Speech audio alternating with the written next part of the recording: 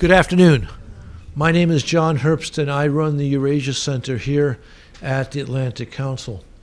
We've got a really interesting event for you today, an event that's a little bit out of the mainstream in understanding Eurasia as a region.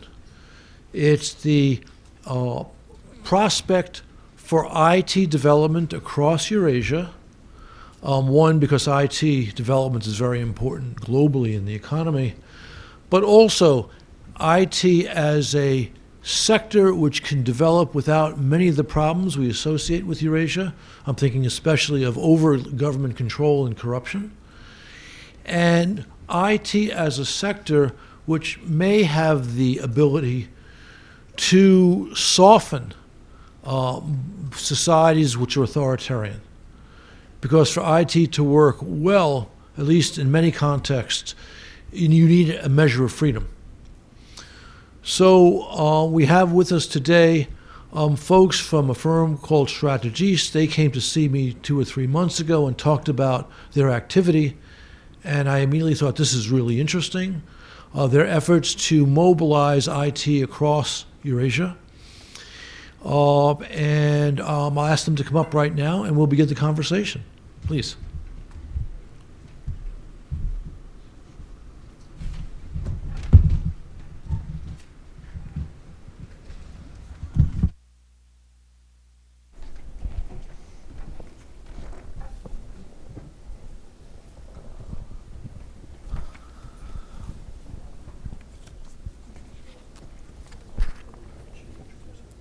Of course. So thank you, Ambassador Herbst, for the introduction. My name is Emily Spack, and I'm Assistant Director of the Eurasia Center here at the Atlantic Council.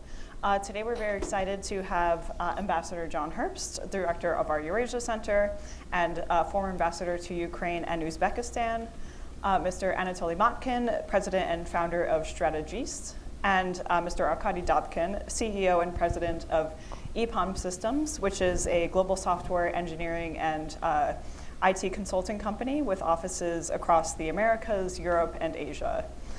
So Mr. Arkady Matkin, my apologies, Anatoly Matkin, why don't you go ahead and get us started with your presentation? Thank you. So, just a moment. Yes, hope you hear me. So the Strategist is a strategic center, which is US-based and assists to countries who declared or restored their independence after the collapse of the Soviet Union to create a new economy in post-Soviet countries, working 14 of them, excluding Russia. And we create them to transform their economies from natural resource-oriented model to knowledge-driven economy.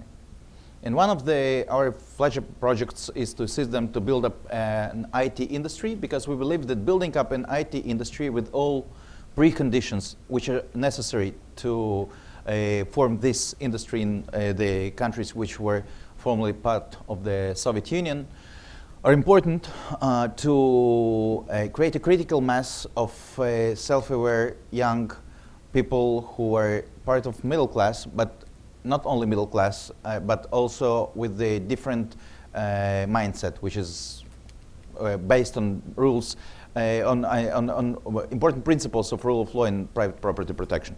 So why do we choose the IT industry again? In this new sector of economy, leadership of the countries are ready to implement reforms which are there leery in the traditional spheres, while traditional sectors of economy turn out to be the major sources of government revenue. The IT industry stimulates the formation of a critical mass of highly qualified young citizens tending to accept Western values. Transparency, which the IT industry stipulates, becomes an alternative means of combating corruption. And Western public companies are particularly ready to invest in the most transparent industry. The IT industry development will let FDIs leading to economic reforms replace financing of those reforms by international institutions. Now, it's interesting that IT industry and the structure of IT industry could be the most liberal one, even in one of the most authoritarian countries in post-Soviet space. If we take countries which are most of the economy in those countries are controlled by the government, like Belarus and some others in Central Asia or maybe Azerbaijan, the IT industry could be the most liberal. When we take Belarus as an example, where we have a high technology park, HTP, and we have liberalization decrees which were promoted by the government and by the private sector, and were part of the decree signed by the president, which puts, for example, flat rate tax of 10% that makes actually the payment of this tax easier to the companies rather than to hide it. So automatically, the IT industry in Belarus is the most transparent sector of Belarusian economy. And now we're talking about 45,000 people involved. We're talking about $1.4 billion generated to Belarusian economy last year. Yeah, we're talking about 3% of Belarusian GDP, which is $45 billion last year. But the nature of the industry itself, which is mainly outsourcing-based industry, makes those guys who are involved to collaborate, thanks to the nature of this industry, with their peers abroad, in the United States, in Europe, in Israel. So actually, besides getting the skills, new skills, they also share the same cultural code as their peers abroad and their colleagues abroad. So I'll just show you it started from 10% tax. Now, the next stage, people pay the taxes, so they get their salaries not in the envelope as a cash at the end of the month, but by direct transfer to their banking accounts. Now, as a result, they have their credit cards and credit history, and they have nothing to hide. They buy in Amazon or AliExpress, so they become part of the global economy. By the way, the average salary in IT sector in Belarus is $2.5 thousand. It's 5 times the average salary in Belarus in general. So people understand that it's worth to study. Because if you are smart and you study, you'll become wealthier than your peers who are involved in other sectors of Belarusian economy. But back to this. Most of the people in post-Soviet countries expect that their governments will tell them what will be their salary next month. In Belarus, those 45,000 guys who are involved in IT sector, they're the only people in this country who know that they owe they owe their prosperity to themselves and not to the government. And it's very basic and important understanding, which makes them completely different in their mindset from their parents, for example, who are still Soviet-minded. Now, it's just an example of Belarus, and Arkady, who is actually started this industry as one company, one-handedly, 20 years ago, will tell more about it. But when you look on this model, it could be replicated, it should be replicated in other countries, like Central Asian countries, like Azerbaijan, like Georgia. Today we have, on my point of view, 4 successful it's not successful stories, but it's countries where they do have a proper industry, IT industry. It's Belarus, Ukraine, by point of view, Armenia, and Moldova. I think others, they do have individuals and high-skilled individuals, but they just individuals. It does not behave as a proper industry. So as a result, we've developed in Strategist program which assists to the countries which do not have an IT industry to develop this industry. We call it Global Minds Initiative, and you have a 2-pager there out of this room, and you can take it yourself, which actually explains 4 stages of developing an IT industry in those countries. The first one is we call it people inspirational talks. People come to those countries who are rock stars, those who invented Viber or other successful applications, and they talk to the students, talk to IT residents, parks residents, and they explain them and convince them that you should study. Actually, it's not lottery where you can either win or lose. Worst case scenario, you get paid $2.1 thousand a month, which is a huge amount of money in this region. In best case scenario, you'll invent something that you will sell to Google, Facebook, whoever. You will become extremely wealthy for any region. And we also talk to the authorities and convince them to encourage youngsters to study, but also to allow them to develop independently. The second stage is to adjust the tax code and the legislation in this region, in those countries, to the needs of global IT industry. There are some rules which are actually, we should not reinvent the wheel for each country independently. We take the Belarusian case, we take the Estonian case, and we know how to adjust it to the reality in each one of those countries, and we assist to the governments to make those adjustments. The third stage is the most important. In the countries where the industry does not exist, you should do two things to move simultaneously on two directions. Educational program, developing an educational program, but also attracting a large-scale American companies or public companies from Western Europe to hire people in place. Our idea is not to encourage the brain drain from this region, but to provide the jobs and to assist to the people to find a job and to work where they live, which inevitably will lead to some social changes in those countries. So the program that we developed together with EPAM Systems is actually starts from the end and not from the beginning. We create jobs and we educate people to fit to those jobs. Instead of, and when we are working with startups, instead of finding a group of people when they come to us to educate them how to pitch their idea to others, we start from the end. Who is able to put money in this specific project? And once we think that we find this company, this kind of company, and EPAM has hundreds of extra wealthy customers as a companies like UBS Bank and Boeing and others, then we assist to those young guys with great ideas how to adjust themselves and their ideas to be pitched to those potential investors. So we create, from the scratch, we create job opportunities or jobs, and we create investment opportunities. Now, I'll move fast to the, now we explain this concept to decision makers, but also to international financial institutions like EBRD, like World Bank, to USAID, who are assisting us in implementation of some of our programs in this region.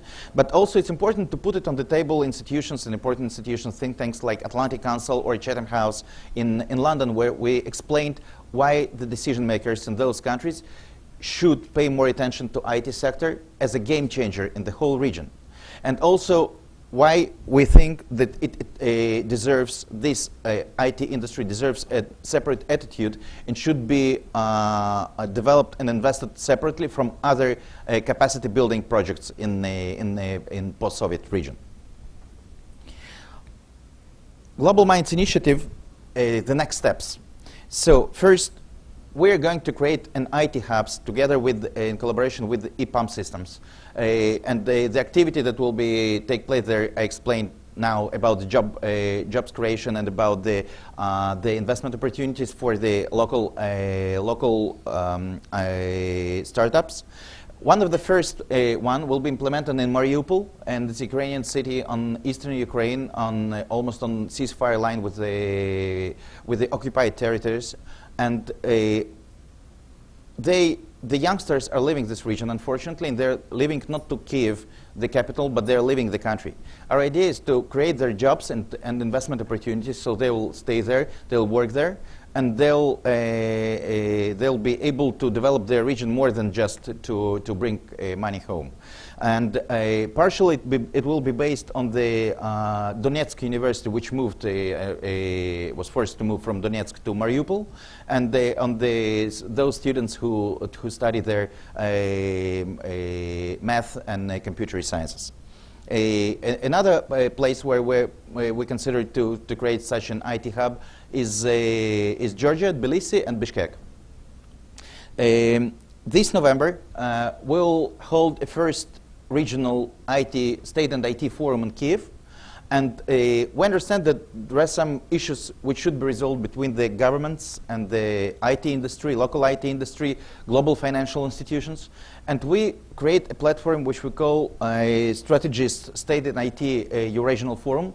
The first time it will be this year in November 4th and 5th in Kiev, but next year it will be held in a different capital in post-Soviet countries.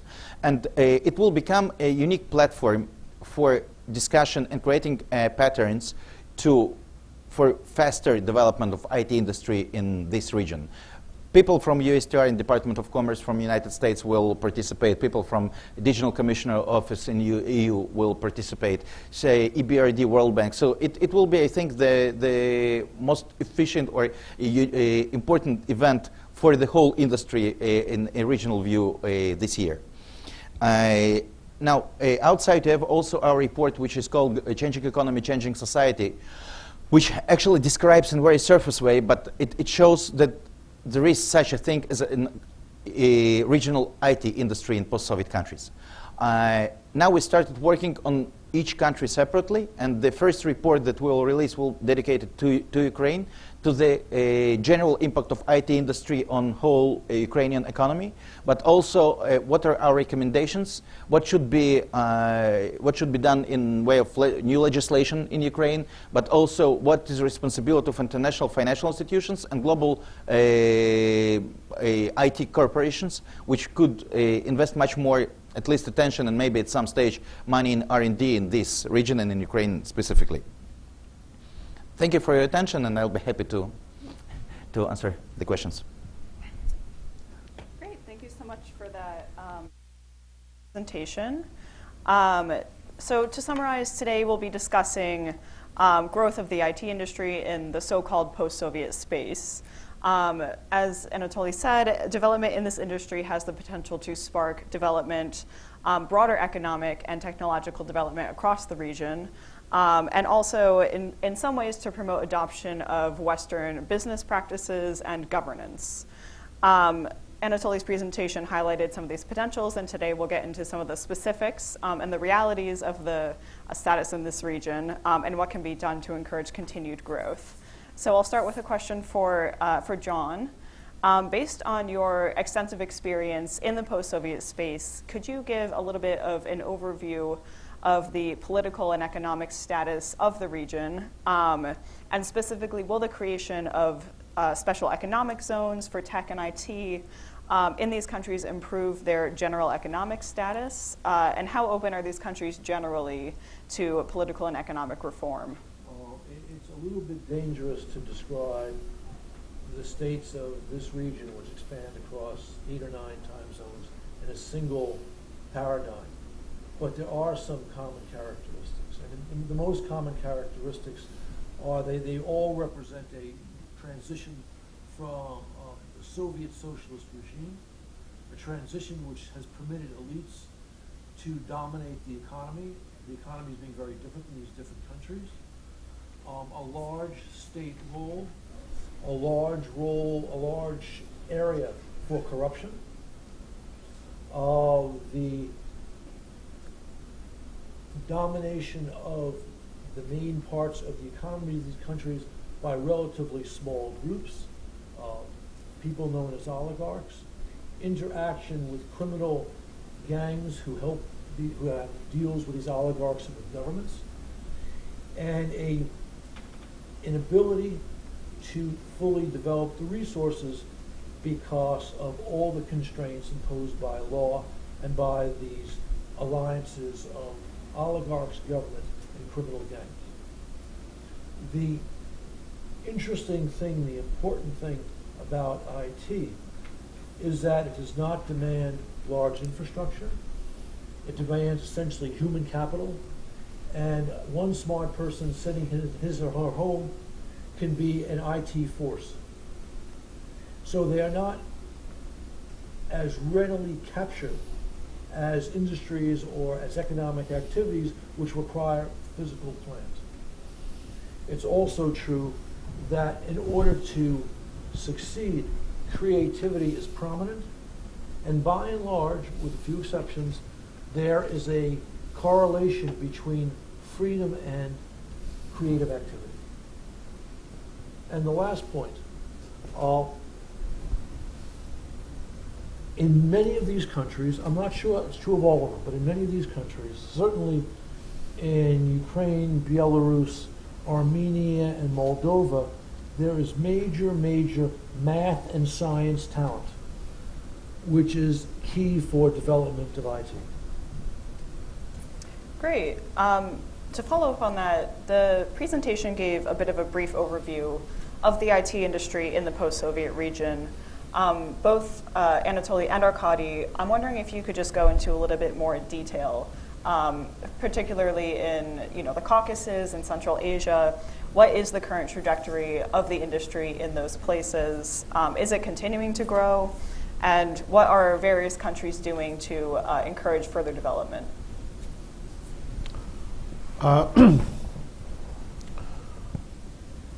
First of all, IT industry growing everywhere.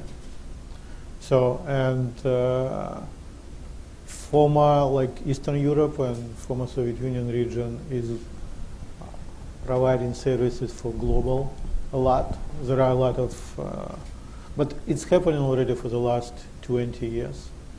In result of this, some type of ecosystem created across countries from Belarus to Russia, Ukraine, and Armenia, and going to Kazakhstan, Uzbekistan, all of these countries. There are a number of startups which are growing. I think in general, I think it's growing probably 15–20%.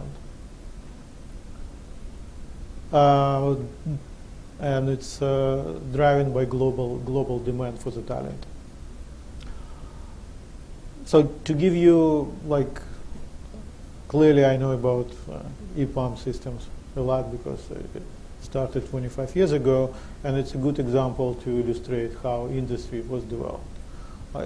Somewhere it's end of 90s, it was very difficult to convince any Western companies to work with Eastern Europe, specifically with Belarus or Russia. And but it took probably 10 years before build reputation. So we grew from 0 to probably 7,000 people in 2012 when we did IPO New York Stock Exchange. And since then we grew practically to 34,000 people right now.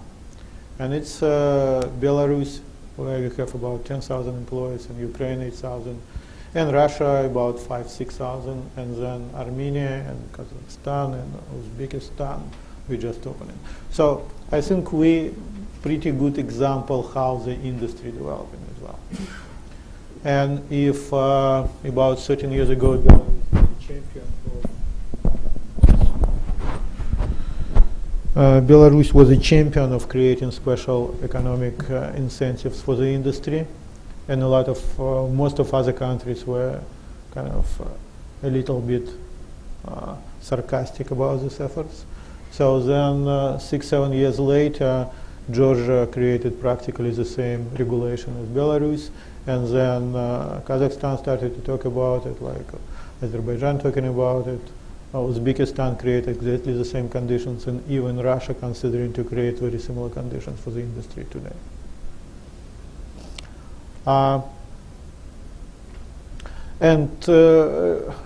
There is political tension in general for big clients even to come to the region, even currently. Because I personally remember when the US Embassy left Minsk and we saw that it's end of the story. And it was probably 20 years ago. Then somehow demand for the talent won. Then US Embassy left second time. And again, we kind of overcome this. And the same happening, everybody concerned almost on permanent basis about politics. 2014 when Russia and Ukraine started to fight. So I was probably answering 3–4 calls per day from big Western clients. What's going to happen? Is it going to be a war? It's and we were saying, okay, yes, we have 3–4 thousand people at this point in Ukraine, and we didn't see that all of them escaped to the army, so probably war not going to start. And at the end of the day, the demand for talent, global demand of the talent, actually getting priority versus anything else, and created better interaction between people as well. Is there anything you'd like to add? No, it's good. All right. No, actually, I can just add that it's really became matter of fashion. It's the necessary attribute that any country in the post-Soviet region should have is an IT park. And if we'll take, for example, Azerbaijan, this on 9th of January, I think this year, it was a decree signed by President Aliyev about creation an IT innovation agency. And they already hired some people working on special department and presidential administration in Baku with a nice young guy who is head of this department, who is taking care of IT industry there. We look on Georgia again, and they work with the World Bank. World Bank now financed a special program for educating 3,000 IT specialists in 2 years in Georgia. We can see it in countries like the Central Asian countries.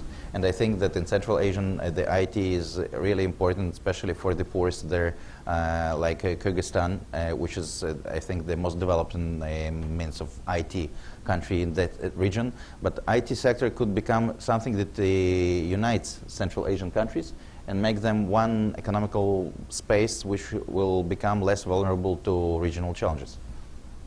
Excellent. To follow up, it's clear that the IT industries in all of these countries are growing quite rapidly.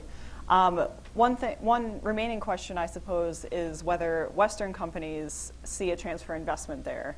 And both of you, Arkady and Anatoly, you have quite a lot of experience in a variety of countries within the region.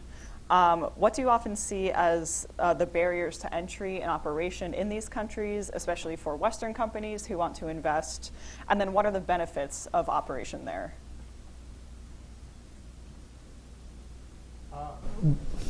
Barriers, in my view, it's pretty traditional. It's something unknown. Going to an unknown region, it's always risky, dangerous, especially when people like getting information online, which not necessarily in line with reality in many cases. And I was, again, you can read about specific regime in specific country one way. Then you're talking to people who are actually doing work, it's a different impression. Again, different risk factors. I think the barriers are actually mostly political from my point of view, from Western, and maybe not a popular answer, but I would spend much more time convincing that there is less risk to come to Belarus or Ukraine or Kazakhstan than convincing local governments to create conditions to provide kind of special support. I think, as Anatoly said, it is now become very popular to create conditions and bring investment. I think that there is another issue which is important for this region. One of the main differences between the Western, or let's call it market mindset, and the Soviet, post-Soviet mindset is that when person here in the States steals hammer in his working place and brings it home, he understands that he stole a hammer, but nobody caught him. In post-Soviet countries, people say, I took it home from work. So the basic understanding of what the private property is just absent. So it's right with the hammer, but it's true also with the intellectual property protection. So when governments used unlicensed Windows versions, right? So what signal does it send to the whole population? That's why countries, especially Ukraine, is in 301 list, unfortunately, and people now negotiate how they could be withdrawn from this list. But any company that will send their product to be developed in this region could have a concern that their know-how will be replicated and will be misused, or used by other companies that will sell it for its own profit. Right? So it's something that those governments started to understand that it's a problem or an issue that they should cope with, and that's important. I was just going to ask about rule of law, and especially as it applies to intellectual property rights. What would you say, are your recommendations? This is for the whole group. Recommendations for both governments in the region and also for Western companies who clearly would be concerned about intellectual property rights if they were to establish a presence there. What can governments in the region do to sort of, address that? Well, like Belarus, again, is a good example where special regulations and adjustments were created to eliminate kind of the concerns. And I think most of the countries in the region doing the same. Again, the same reason to bring investment, to bring jobs, high-paid jobs to the region. So I think from the risk factor, and again, I'm switching the table a little bit to companies which come in there to work, that there are some concern because when you take in the corruption index or anything else, it's usually they're looking at the overall index without understanding how it's related to IT industry. And IT industry actually not a part of this index at all. It's generally what work done for the local market, which is mostly corrupt. Okay, so it's almost impossible to do when you have Western clients, especially if you have big Western clients because of all compliance frameworks. And it's the same, this compliance framework very quickly kind of distributed across all the vendor communities. Like we have right now the compliance structure of the public US company with compliance officer who was a compliance officer at Accenture at some point. So, and we incorporated all across our region and we train on code of conduct. So this is all happening simultaneously kind of in any company in those regions who would like to play in this field, they have to do it. And a lot of corruption conversation, it's actually, again, I started company 25 years ago, and it was always was foreign for me because we didn't deal with the local market. With exception, yes, if you go into the local market, then you need to become very careful and you need to put very strong message what you're doing and what you're not doing to your business development company. John, do you have anything to add? I actually have a question. Yeah, Strange, of course. but, if the right laws are put in place in any of these countries, or in most of them, are we talking about the prospect of large foreign-directed investment in IT? So what do you mean by large foreign investment in IT? Well, what do you mean by this? Large FDI for a country like Belarus would be $500 million or $1 billion. Direct investment? Yes, or direct investment. Or in IT is it different? You're really talking about developing the talent there as opposed to putting in major resources. It could happen. I think it's happening. Like, listen, we're a U.S. company. Right. We're a U.S. company. Right. We have direct investments in Belarus and Ukraine in terms of dozens of millions of dollars each year. We buy in buildings, we invest in educational infrastructure, and if you think like... So it's not just salaries, is what I'm getting. Not just salaries. Right. Clearly, like we invest in universities, we invest in ecosystem, we buy in buildings, like we're buying right now, potentially building in Ukraine for $40 million. Because we need to create campuses, right? So on top of this, if you think like this is my example to Belarusian government, they're looking for the good examples that it's not scary to invest in Belarus. From one point of view, we are U.S. company. The top management in the United States, CEO, CFO, like all the corporate function. At the same time, we're Belarus-dependent country. We have 10,000 people in Belarus. We're Ukraine-dependent country. And if you look at profile of our investors, and clearly in all our public filings, it's Belarus in the first place because we so much depend on this. Morgan Stanley, Fidelity, Vanguard, they own from $500 million to $1 billion of our stock. So that's a good example that you're creating kind of... Right, but just sort of parsing this or looking at this carefully, within the paradigm of societies where rule of law is absent, where corruption is substantial, you have put assets in these countries, and some of them, which are vulnerable to expropriation, to extortion, to raiding, any of these things. But now this, I'm laying this out there for your comment.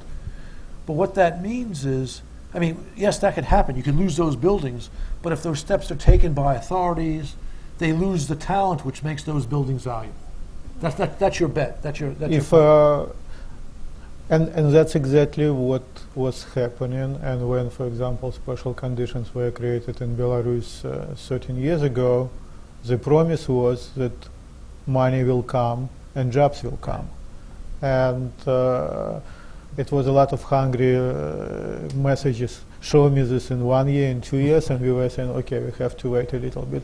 But 13 years later, it's a 2 billion economy in Belarus, which is only 9 million population country. Right. That's serious. And a lot of investment, and a lot of foreign travelers who come into the country on permanent basis, and openness. And actually, this is very interesting for Belarus because, even company like EPAM, I'm traveling practically each month to Belarus or Ukraine.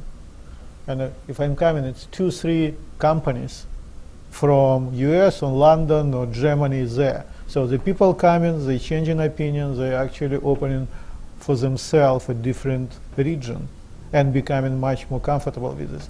And then it's a lot of references that it's okay, it's a normal country versus just Googling this. So actually, I think that today, in IPR, you have 2 layers. You have legislation and then the law enforcement. So in some of those countries, the legislation is proper. As you remember, the Stalin's constitution was one of the most democratic constitutions in the world. The enforcement was weak.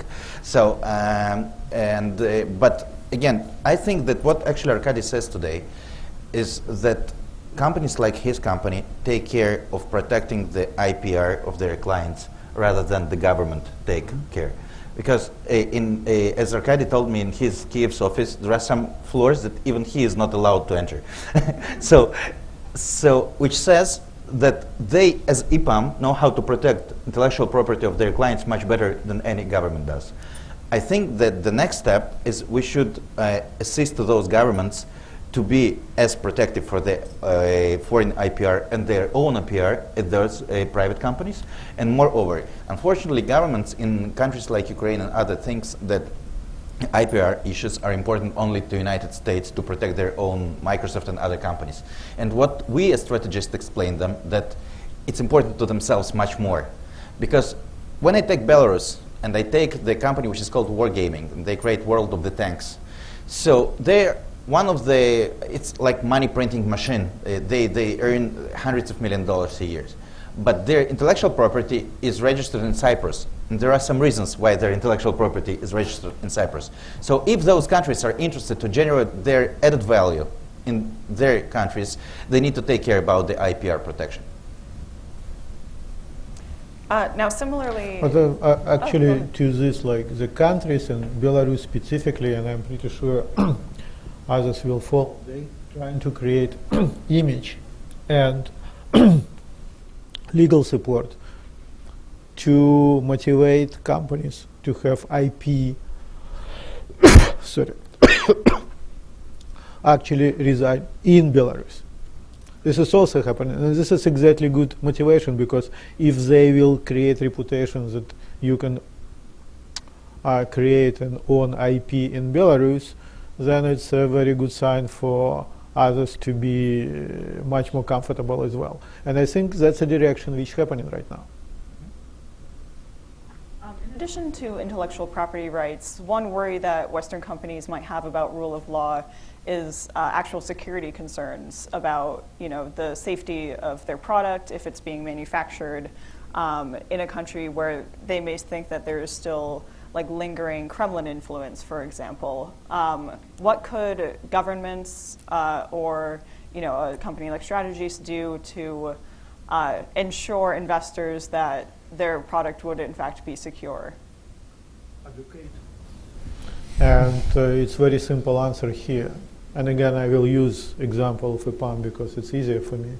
But EPAM exists for 25 years. To give you some sense, largest client for us is a company called Google, which is about 120 million revenue per year for us. Expedia, Hotels.com, 60 million. UBS, about 100 million. And Thomson Reuters and Chevron and all of these companies. And a lot of companies which is very careful about IP protection, like Oracle OS IP, and another 100 software and product technology companies, our clients. Now you can Google right now how many times actually somebody was suing EPAM for IP. And you can imagine that all of this company has huge departments which are responsible for monitoring, risk assessments, compliance, and you're not going to find anything which is exactly educate as an examples. That's why there are some assumptions, there are like kind of reality as well. So that's what strategists can do, I think. Excellent. So one of the main aspects of the changing economy, changing society wider report is that the influence of a wider IT industry in a country will ultimately spread to the rest of the country and kind of create a more open society and influence like adoption of Western rule of law.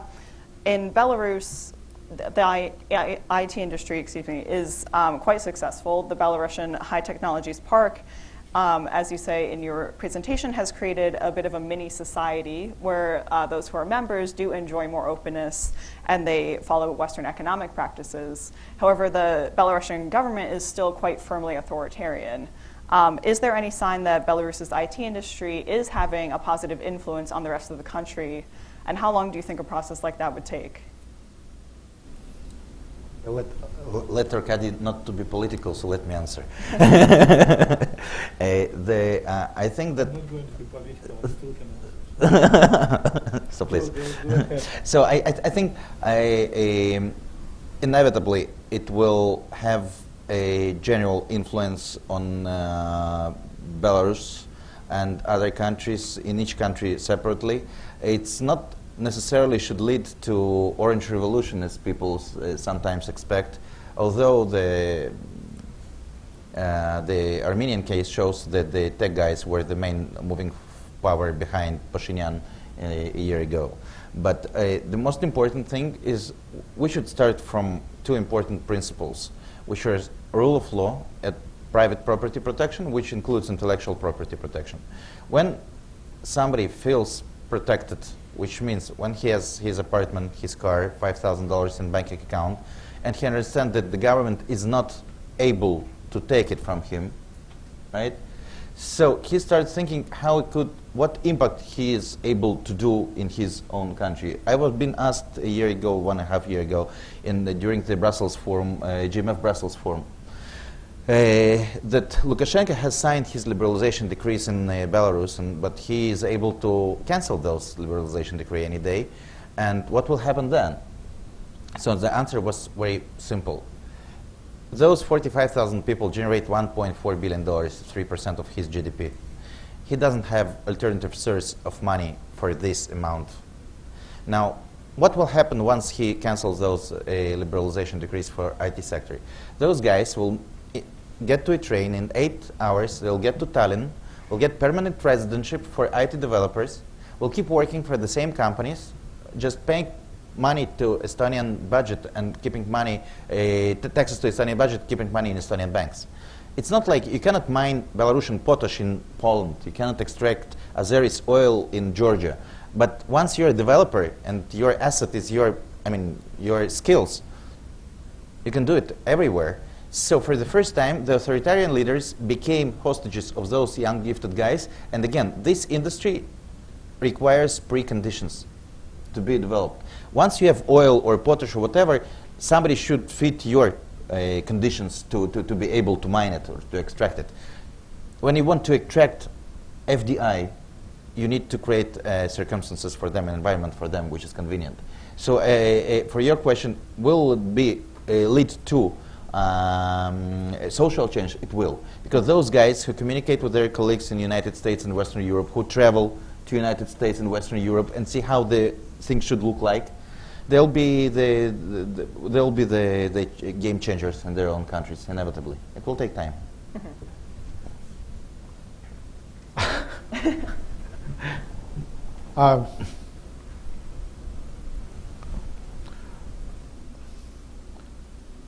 I actually don't know what to add to this, but in general, I'm watching what's happening for 20 plus years. It's very difficult to say what's better, Belarus or Ukraine or Russia or some other countries from these regulations and help. What is better, to have president for 20 years or better to change each 4 years? I don't think anybody can answer here this too. I mean, compare Ukraine to Belarus. Belarusian government, as an example, with be able to make decision to create the park 13 years ago. Ukraine was talking about it each year and nothing was done. So, to the point, IT industry actually proves the value that it works. And after this, it was another wave of support. At some point, yes, it was conversation that they might change it, but the message from IT industry was, look, for 7 years, you created conditions where clients trusted. If you change right now something, clients, it's not even about people running away. It's about the clients which you trust, build reputation for 7 years, and then you change something instead of 15 years as you promised, in 7 years. So then next time you will need to have another 7 years or maybe 15 years to build reputation again.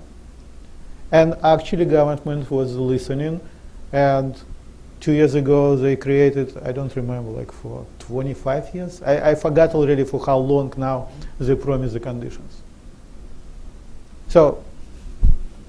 Actually, I just want to offer one clarifying thought. I recognize your point that it's not certain what type of government is necessarily better for the development of IT. I understand that point.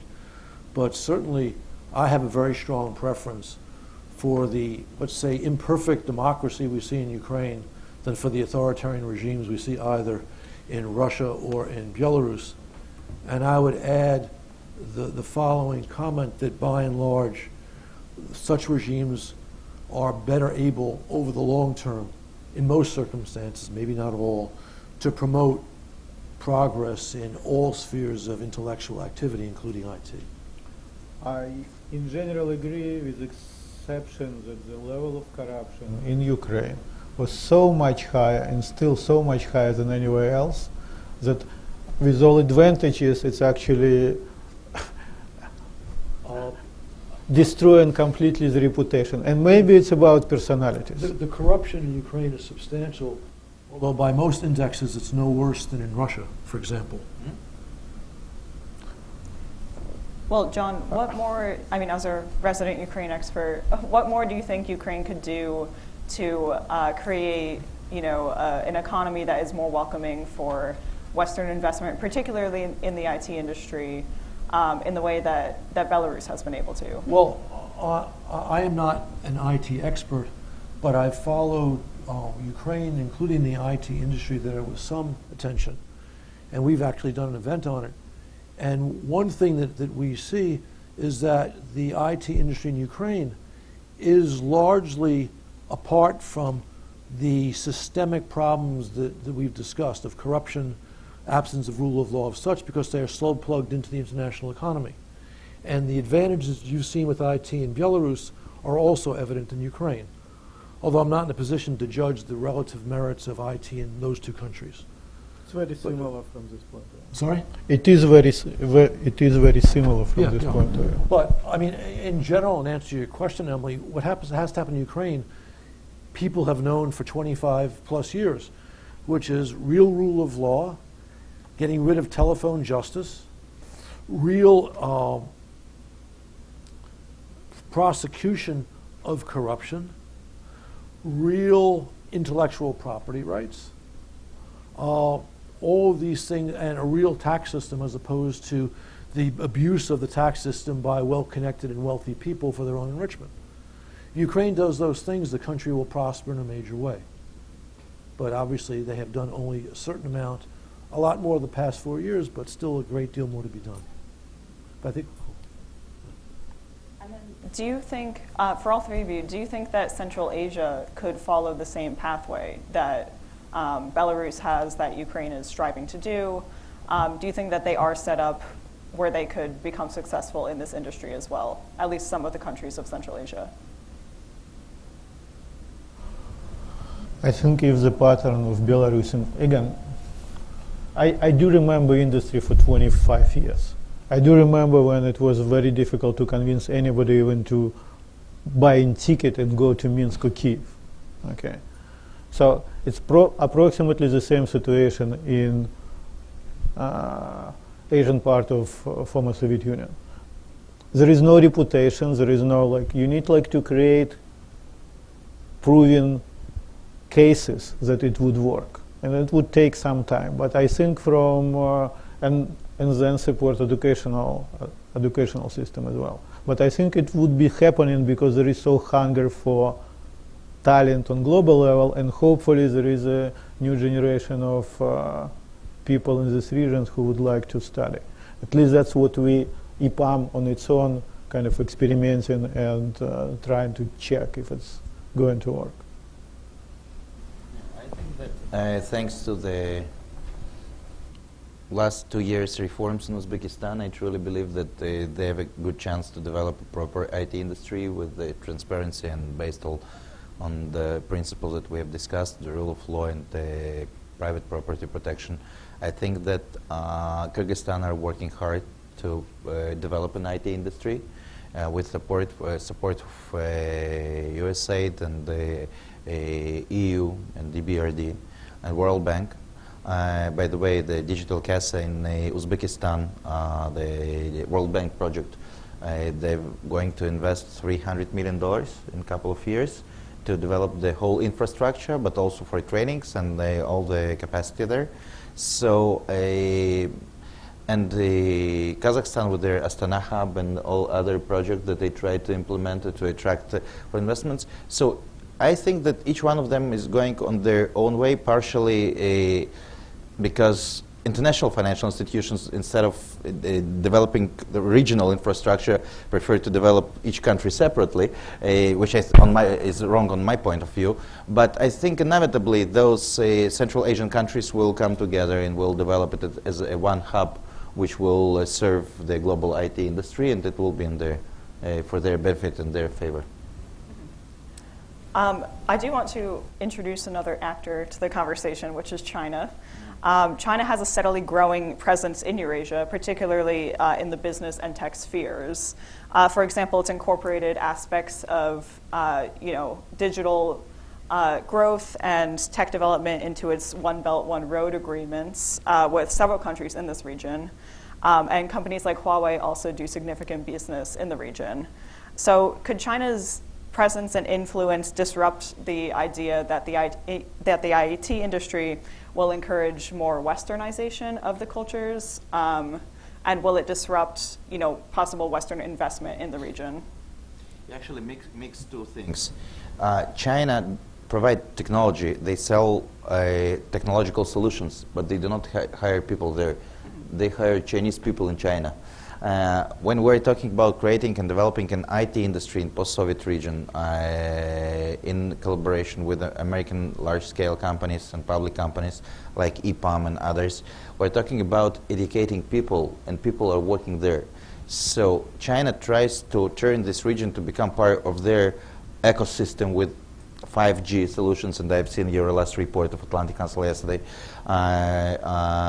It's the first one which provides, by the way, a systematic approach to this issue, because everybody talks just about 5G. So it's 5G, it's about any other technological solution that connects this region to China.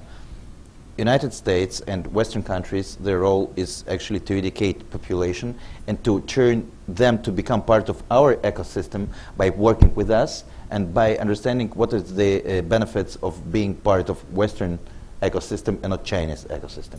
So it's actually, there is a conflict of interest, but the approach is different. Anything to add? I don't think expectation from IT industry that they can change political global climate is too high, I guess. So because there are still different interests. What I think IT community can play, and there is global companies like EPAM, but there are also IT communities where people sharing a lot of information across the region. This is, I think, that could influence mind of people, and I think it's happening especially with the younger generation of people because they become much more open due to the availability of technology and communication, and these boundaries really becoming secondary even between countries. That's what I see in a lot of employees, and again around the employees as well. But how it could help with the big political picture, I don't know. So I do have one more question for the group. After that, we will go to Q&A, so please queue up your questions. But Anatoly, you've mentioned a few times that a major part of IT industry development will include educating young people.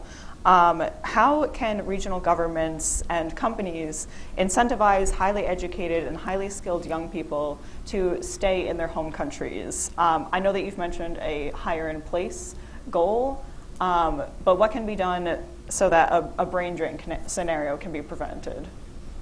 Look, the brain drain always exists, but the question is if it will become critical or not. Mm-hmm. When you look on countries like Moldova, where a lot of youngsters just left the country, it's one situation. When you look on Belarus, I don't think that the numbers are non-critical, but you should always remember that if a person has option to live, to have the same life quality in his home country or elsewhere, just to relocate himself and to get adjusted to a new environment, and maybe he has already kids and his wife, it's complicated. So to get $2,100 in Minsk or to get $15,000 in Silicon Valley, you'll get the best quality of your life for $2,100 in Minsk, and also keep living with your family, with your parents, with your friends and all the rest.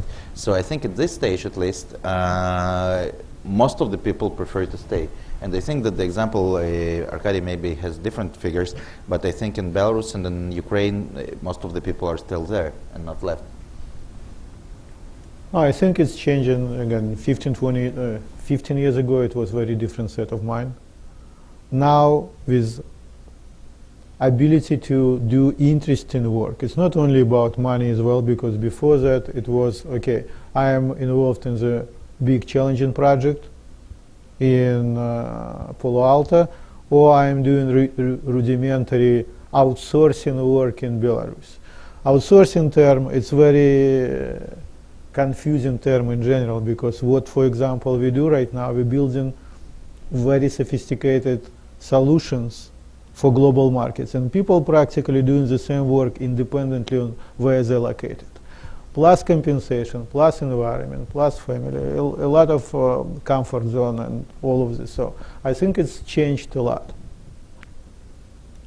And when you're saying what government can do, when conditions for specific benefits for the industry done, what's happening in return, the industry actually investing on its own, instead of like taking big tax and then you don't know what's happening with this. When Belarus is giving us rights, like companies, to invest in specific educational programs, that's happening. It's a lot of educational activities funded in Belarus by companies now. John, you just completed a major project on brain drain, specifically from Russia.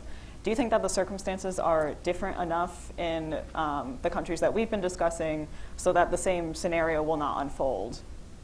Well, the brain drain in Russia, according to the study that we did, was prompted both by political factors, human rights factors, general intolerance, as well as economic opportunity. Economic opportunity among people who are, the surprising thing that we discovered was people who were doing reasonably well, who were very well educated, were leaving to do better. In Ukraine, there's a drain of labor, partly brain drain too, for simple economic opportunity. Certainly, the things we've discussed here, if they became a reality, or rather, if they grew, because they're already a reality, but if they grew substantially, there would be far less movement of able workers and especially creative people from Ukraine and elsewhere. Great. Well, we can now take a few questions from the audience. Please do ensure that your questions really are questions, and please say your name and affiliation before asking. Yes, right here in the front. And then we'll bring microphones around.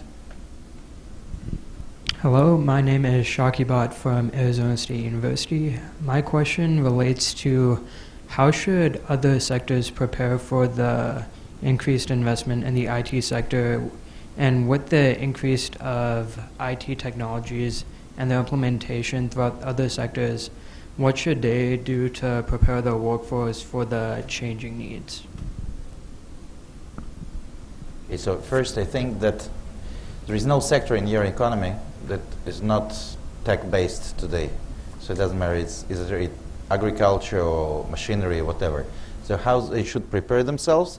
They should, convert themselves as well to more knowledge-driven model of managing their own business. Otherwise, they'll not stay where they are. They'll just disappear. So their question, how they should prepare themselves, they should also become much more tech-oriented than they're today. If it's just a very basic question, answer. Anything else to add? So when you're asking about other industries, what do you mean? So, take for instance, automation and manufacturing. Take for instance the automation and its implementation throughout the manufacturing sectors. With it comes displacement of specific workforces. So how would these governments best prepare for the displacement of those populations of workers, and what could be done to help them while this increased investment in IT is going on?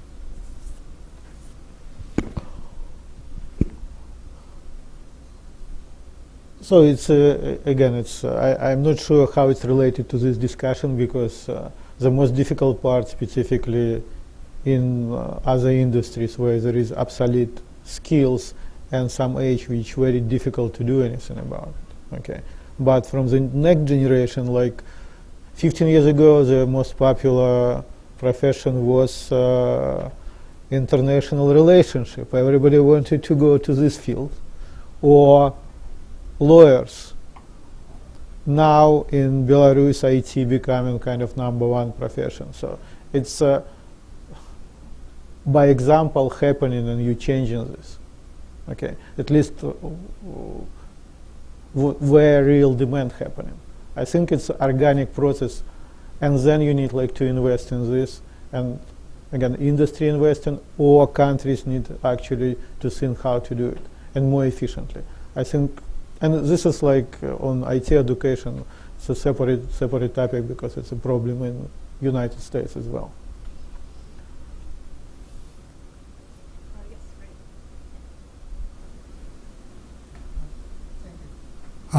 I'm Dave Rabinowitz, I'm retired. And I have a question. For IT industry to exist, you need connectivity, you need an infrastructure. I'm just wondering, who is building the infrastructure, under what rules, who controls it, what technologies are being used? Is it primarily 3G, 4G, fiber, cable? And finally, how do people end up paying for their connectivity?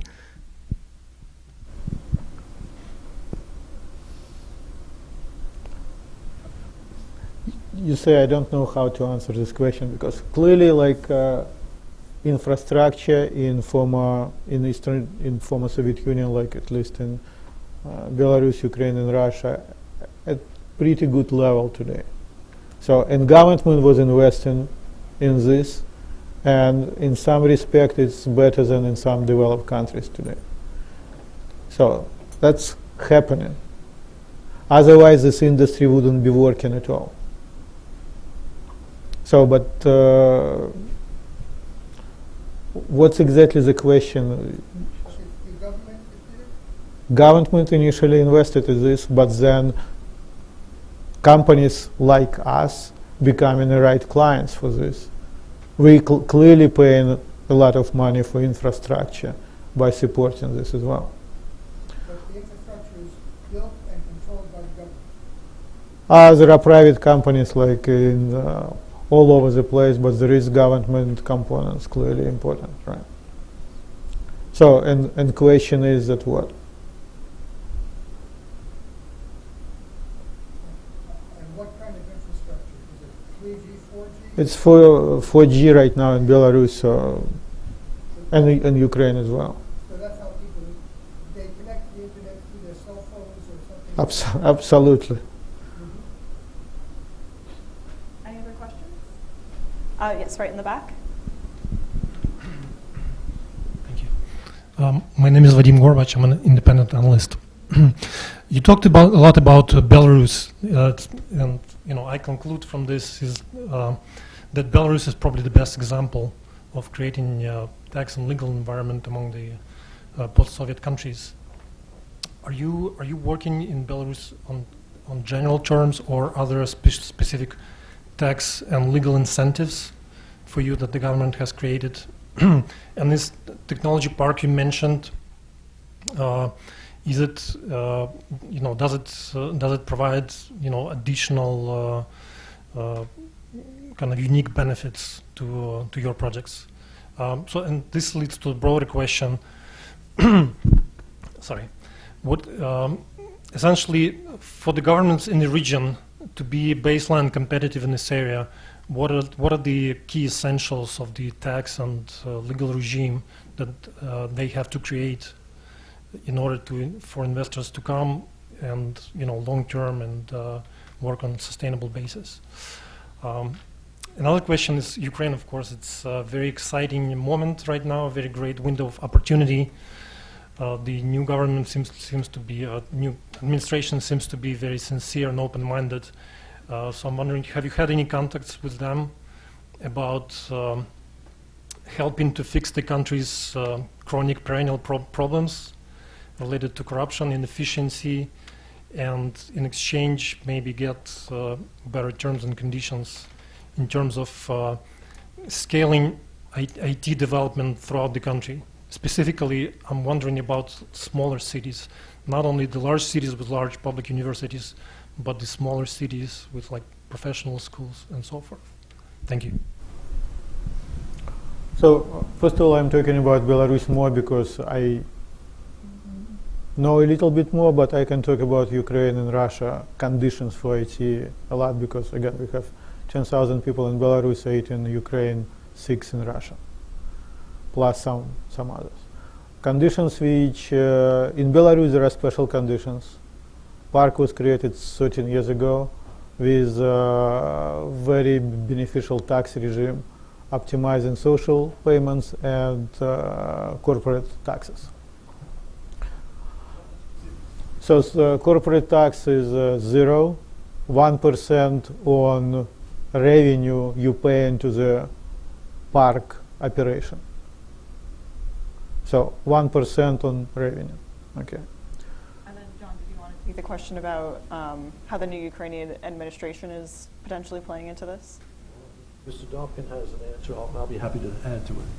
So new administration, again, helping to Belarusian, Ukrainian, or other like governments. So we have a lot of experience so far because of all reasons which we talked before. We were actually avoiding to work locally.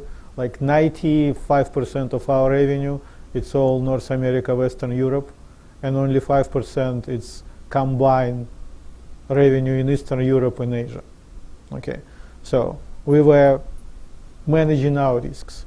At the same time, we multiple times tried to help with different health program or tax systems development, and eventually after multiple attempts we decided stop doing this. A lot of these programs, by the way, financed by World Bank and similar organizations, and that's still surprising for me how inefficiently this fund spent. Each time, it's almost like wanting to cry, like seeing hundreds of millions of dollars coming to the systems year after year, to each country. You can name all of them: Kazakhstan, Kyrgyzstan, Ukraine, with zero results. So the new government in Ukraine is another hope, but it's very new. We have some, like we were participating with some Ukrainian government event in Toronto a couple of weeks ago. So if conditions would be more market-driven and value-driven, then we will be seeing if we can participate, and we will volunteer, but we will see if it's realistic or not. On that last point, Zelensky ran as a guy who's going to deal with corruption, which is the largest problem, properly understood, facing the country today, except for those Russian troops in Donbass. The appointments he's made so far have largely been consistent with his promise. Specifically, his head of Ukроборонпром, his head of customs, his economic advisor in the Ukrainian White House in Bankova, all excellent choices. But of course, his choice of chief of staff is not such a good choice.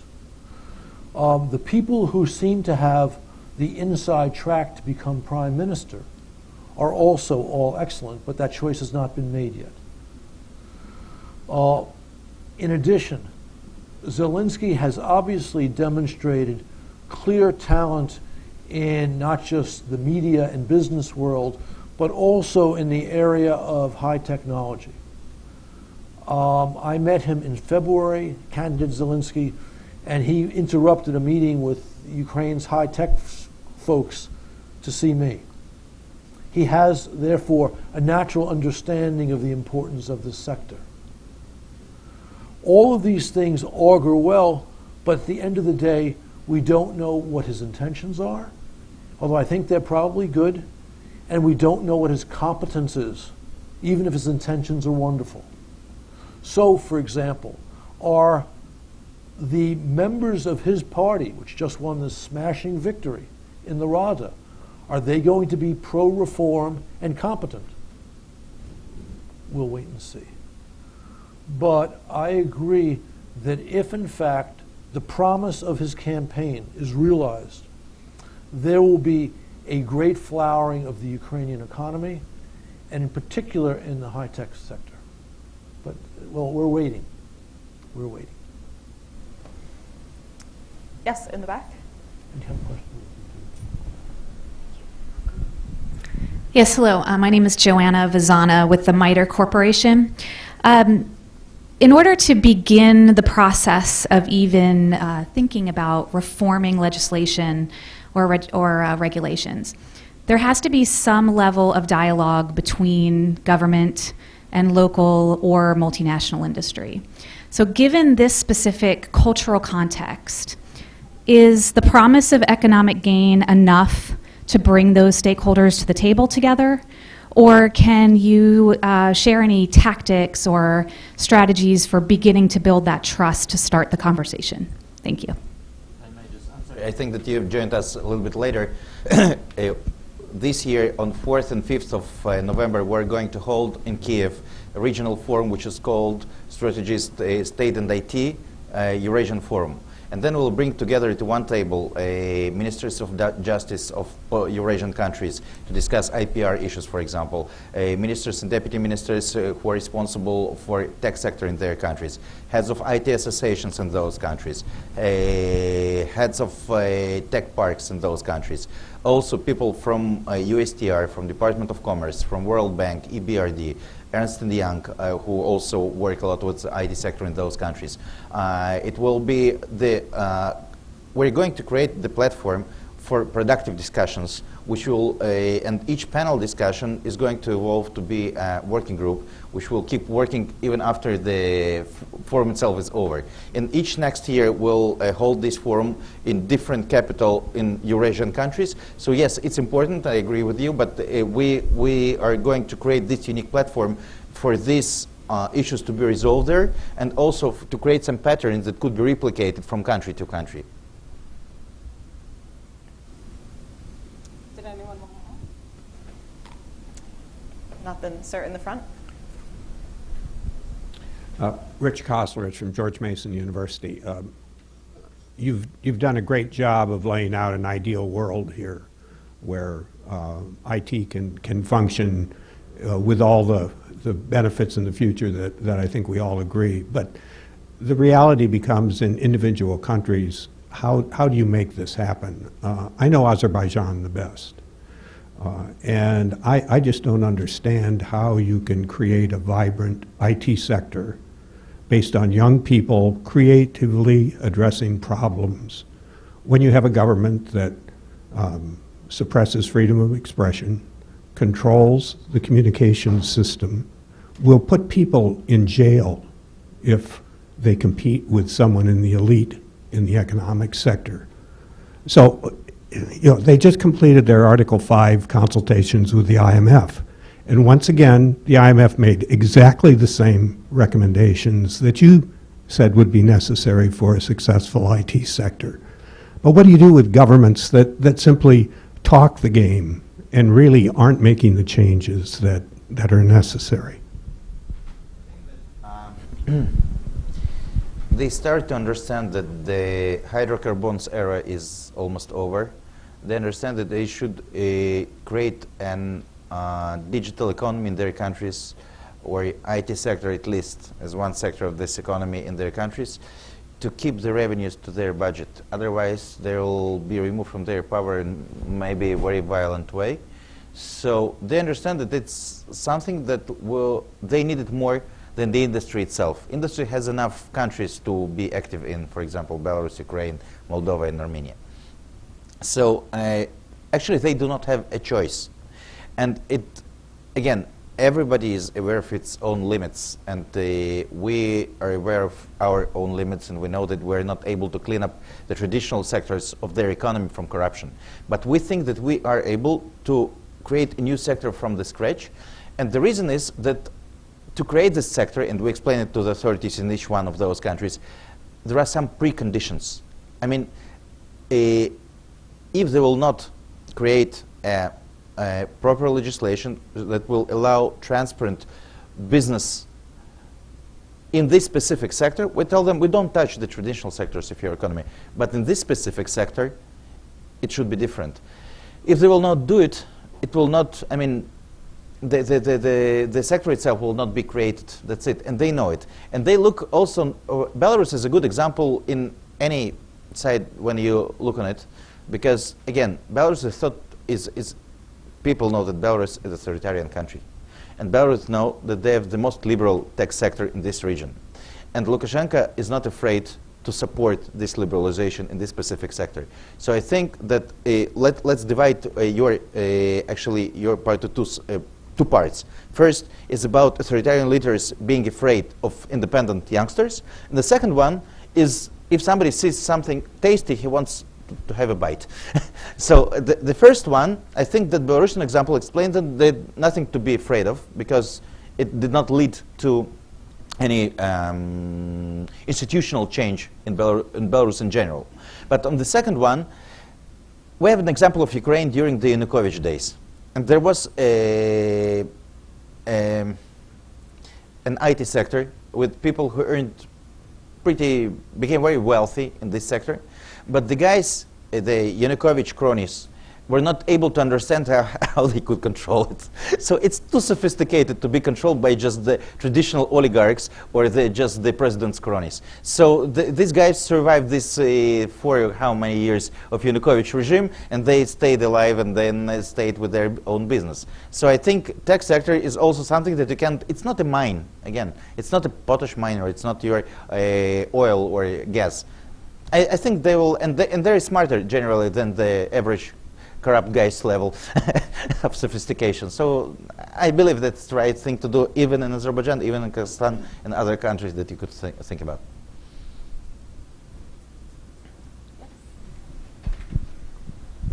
Hello, I'm Corey Hawk with the U.S.-Russia Foundation. I know the the increasing skepticism, I guess, over the monopolistic kind of nature of a lot of these more data-hungry kind of corporate monoliths we have. I'm thinking, say, Google, Facebook. How do you plan on protecting these fledgling tech sectors from being taken advantage of by Western corporations? Hey, maybe you can talk, or Maybe you clarify question for me, because I. how we protect those countries for being controlled by in all means of life by big tech corporations? Controlled. Yeah, Controlled in what sense? you mean controlled? Say, I'm thinking keeping their, I don't want to say data secure, but their data theirs so they can continue to work. You mean there whose data in Russia or Ukraine protected against Google and Facebook, or what is the question? From corrupting influence from their investors, yeah. But obviously most of the influence is going to be positive, but Basically, could smaller fledgling companies just starting out in the post-Soviet space possibly be taken advantage of by existing Western monolith corporations like Google? And what could we do to I think it's a prevent completely that? opposite question. Like you're saying, how small companies in Eastern Europe will benefit from Google and. is there any risk of there being some unintended side effects? I suppose is the question.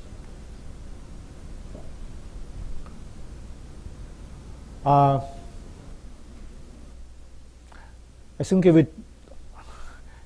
is it question about small companies versus big companies, or let's say Russia against US? What is the question? No, it's more people with experience in the sector, maybe not giving people who don't have experience enough, what they deserve for their talent. You mean low salaries, or? I'm trying really to understand the question. I'm just because in many respects, if we're talking small companies versus big companies, the same advantage disadvantage would play for any startup in developed market, independently from geography. So big companies. What? That's really what he's talking about. Okay, big companies always has some advantage, and Microsoft was playing on this, and now Google playing on this, and Facebook playing on this. And at the same time, if you remember that Google and Facebook in some terms and come up against Microsoft through specific innovation, and they become whom they become. So, and I think the same happening with startup. It's just natural, organic way of things happening. Okay. If you're talking about Eastern Europe in general versus, let's say, Western world, and US specifically, then the market plays a big role, because it's very difficult to innovate when the big market still here versus Belarus or Ukraine or even Russia. And that's why a lot of startups moving eventually here. But it's also true about France and Germany, any European country, because again, because the size of the market is so much bigger here, that when we're talking about even brain drains, it's not only about Eastern Europe, it's about Western world from smaller countries. It's impossible to create big company just in Belgium. So it's, I don't know if I'm answering the question, but. I think we have time for one final question towards the back. Thank you. Jeff Donald from BCIU. Anatoly, great to see you again. Maybe this question primarily for you, but others on the panel may have a view on it. What are you seeing in terms of trends in the very excellent sort of technical university system in the region playing a role with private sector in technology commercialization and sort of the development of technologies? And is there a good model that you're looking at for that somewhere in the region that can kind of be touted as a best practice example? Got it to answer, because they have an experience working with the local universities as EPAM as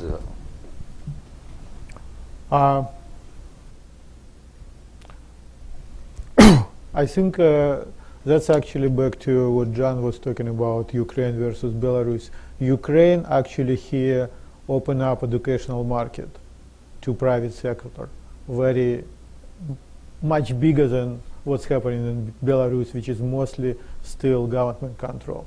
But there are so many conversations right now, and there are so many public discussions how to improve it and what should be changed. And this is happening in real time.